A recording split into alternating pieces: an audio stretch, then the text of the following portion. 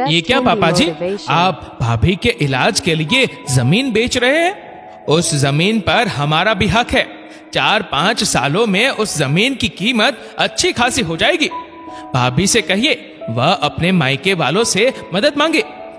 दिलीप ने अपने पिता केदारनाथ जी से कहा, हाँ पापा जी, आज भाभी के इलाज के लिए आप जमीन बेच रहे हैं, कल को कोई और समस्या आ गई तो घर भी बेच देंगे क्या? दिलीप की पत्नी रेखा बोली। बेटी मीनू भी कहां पीछे रहने वाली थी। पापा, भैया भाभी सही तो कह रहे हैं। इलाज के पैसे भाभी के मायके वालों से मंगवा लेते हैं। अगर जमीन बेचना इतना ज्यादा ही जरूरी है तो हम जमीन बेचकर उसके 3 हिस्से कर लेंगे। एक छोटे भैया का, एक मेरा और एक हिस्सा भाभी के इलाज में खर्च कर देंगे। अगर जरूरत पड़ी तो बाकी के इलाज के पैसे उनके मायके वालों से मांग लेंगे। चुप रहो तुम लोग। तुम लोगों को अपनी भाभी की चिंता नहीं है, बल्कि चिंता इस बात की है कि कहीं जमीन हाथ से ना निकल जाए।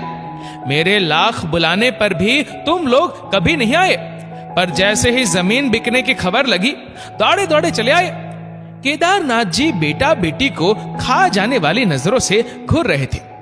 केदारनाथ जी के 2 बेटे और एक बेटी थी। केदारनाथ जी गांव में जमींदार के यहाँ हिसाब किताब देखने का काम करते थे। इसी आमदनी से उन्होंने एक छोटा सा 2 कमरों का मकान बनवाया था और एक छोटी सी जमीन ले रखी थी। बड़ा बेटा राकेश स्कूल में अध्यापक था। उसकी पत्नी प्रतिभा गृहिणी थी।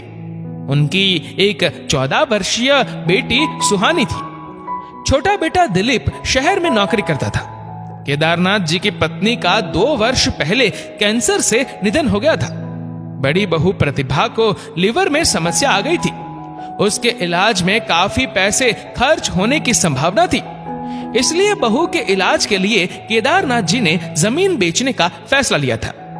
तुम लोगों को अपने हक का पता है, लेकिन फर्ज निभाना नहीं जानते या जानना ही नहीं चाहते। पिछले 17 सालों से बड़ी बहू और बेटा इस घर को संभाले हुए है। इस घर की बेटी की शादी में बड़ी बहू ने अपने जेवर बेच दिए ताकि घर की बेटी को नए जेवर के साथ विदा किया जाए। तुम्हारी माँ की बीमारी के वक्त भी तुम्हारे बड़े भाई ने अपनी सारी जमा पूंजी मेरे हाथ में रख दी थी। तुम्हारी माँ की कीमोथेरेपी और महंगी दवाइयों का सारा खर्च राकेश ने उठाया। राकेश की तनख्वाह से सब इंतजाम कर पाना मुश्किल था। खर्च को पूरा करने के लिए बड़ी बहू ने काम वाली हटा दी। छोटे बच्चों को ट्यूशन पढ़ाने लगी। स्कूटी से भाग भाग कर घर से हॉस्पिटल, हॉस्पिटल से घर के चक्कर लगाती थी। भागम भाग में अपने लिए 2 घड़ी के आराम का नहीं सोचा। तब तुम दोनों भाई बहन ने कोई न कोई बहाना बनाकर योगदान देने से इनकार कर दिया। बीमार माँ को इलाज के लिए ना शहर ले गए और ना ही देखने आए। समाज को दिखाने के लिए मरणोपरांत पहुंच गए औपचारिकता निभाने। इस सब में कितना खर्चा हुआ कभी पूछा तुमने अपने बड़े भाई भाभी से? बड़ी बहू ने हमेशा हमारी निस्वार्थ सेवा की। बुढ़ापे की लाठी बहू ही होती है, इस कहावत को सार्थक किया। मुझे बहू का त्याग, समर्पण सब दिखाई देता है। आज जब मेरे बेटे बहू को मेरी जरूरत है तो मैं अपने कर्तव्य से पीछे नहीं हटूंगा। मैं जमीन बेचकर अपनी बहू का इलाज करवाऊंगा। जो बुरे वक्त में काम नहीं आ सकते उन्हें अपने कहलाने का कोई हक नहीं है। केदारनाथ जी ने कहा।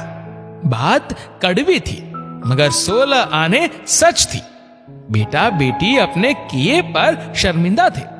केदारनाथ जी ने जमीन बेचकर बहू का इलाज करवाया। बहू स्वस्थ होकर घर आती है और केदारनाथ जी उसके पैरों की छाप लेकर उसका गृह प्रवेश करवाते हैं। दोस्तों, परिवार आपसी सहयोग से ही चलते हैं। अपने अधिकारों के साथ साथ फर्ज का ज्ञान होना भी जरूरी है। इस वीडियो को लेकर आपकी क्या राय है नीचे कमेंट करके जरूर बताइएगा। और अगर आपको वीडियो अच्छा लगा हो तो वीडियो को लाइक करेगा, शेयर करेगा ज्यादा से ज्यादा लोगों तक। और ऐसे ही और भी इंस्पिरेशनल वीडियोस के लिए सब्सक्राइब करें हमारे यूट्यूब चैनल को और फेसबुक पर फॉलो करें हमारे पेज को। धन्यवाद।